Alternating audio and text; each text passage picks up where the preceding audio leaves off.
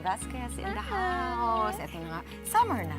Opo, Sobrang init na sa labas, Monique. Oo, at tuwing tag-init na riyan ang banta ng iba't ibang sakit. Naku, totoo po yan. Tulad na lang ng heat stroke at dehydration.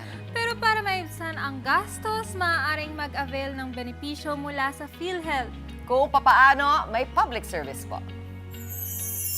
Alam niyo ba na ang bawat Pilipino ay automatic na miyembro ng PhilHealth? Sa ilalim ng Universal Healthcare Law o Republic Act 11223, agad na maaaring makatanggap ng benepisyo ang bawat miyembro para sa iba't ibang uri ng sakit. Kabilang na riyan ang heat-related illnesses. Katulad halimbawa, yung heat exhaustion or heat stroke. Mayroon ding inpatient benefit packages para sa mga nakararanas ng dehydration, typhoid fever, sore eyes, diarrhea, at chickenpox. So at all levels, from primary to emergency to confinement, meron po tayong naibibigay na tulong or benepisyo sa ating mga miyembro.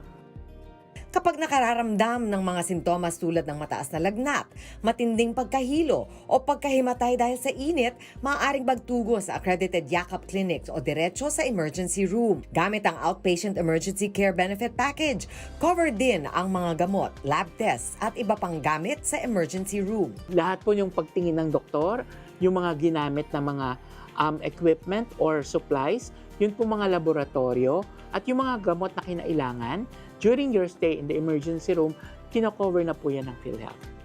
Para mas mapadali ang paggamit ng mga benepisyo, mahalagang may PhilHealth number, updated ang member information, nakadeclare ang mga dependents at magpatingin sa PhilHealth accredited hospitals. Para sa karagdagang impormasyon, maaaring bumisita sa PhilHealth official website o tumawag sa kanilang 24/7 hotline na 02-866-22588.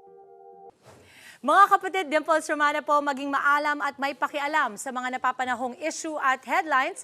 Mag-follow na po at subscribe na sa social media pages ng News 5.